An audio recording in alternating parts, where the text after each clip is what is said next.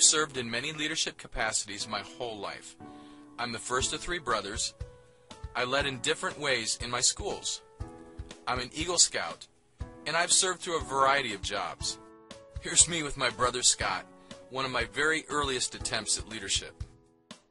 But no one really ever took the time to show me how to be a leader. Leadership was kind of a hit or miss thing for me. Just because I was out front a lot doesn't mean that I had a clue how to get people to the place I wanted to lead them.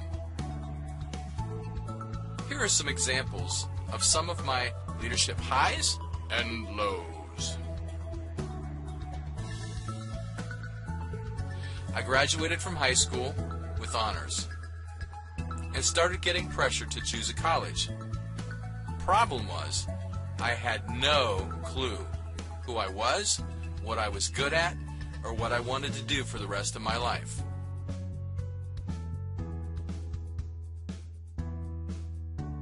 So I did the only natural thing. I chose to attend school where my girlfriend had enrolled. At least I ended up marrying that girl. In college, I was class president, on the student activities committee, and led in other ways. I graduated with honors, but still didn't have a clue what I wanted to do for the rest of my life. I chose my major for all the wrong reasons.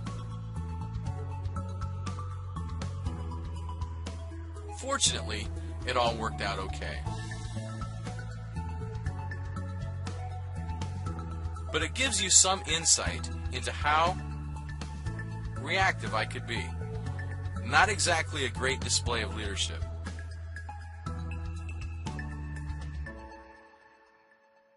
After college, I became a youth pastor at a large church. I grew a group of 14 kids to become hundreds strong. Over the 10 years that I was there, I served thousands of people. I was blessed to be widely recognized. I was able to lead and train many people. I served as school teacher, guidance counselor, wrestling coach, and camp director. I was director for the church's outreach to the needy, counseled many adults, did weddings and funerals, and served in other capacities. Much of this experience was amazing. Much of it was frustrating. No one really showed me how to be a leader. I was pretty much left to myself. I learned a lot, but most of it was from the School of Hard Knocks.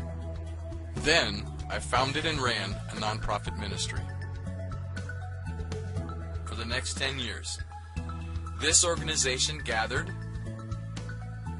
local leaders. It created ways to facilitate cooperation between our community's churches.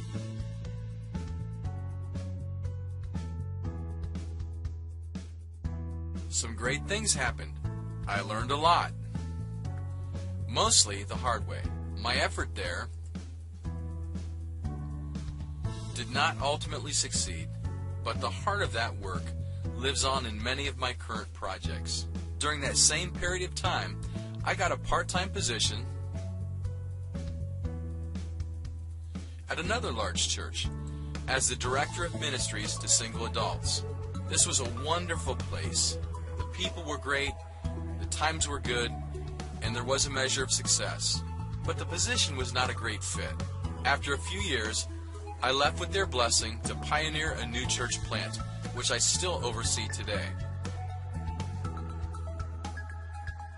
Once again, there have been many highs and lows, and most of what I've learned has been through trial and error. Our church has experienced times of great growth, as well as the pain of a church split with many people leaving.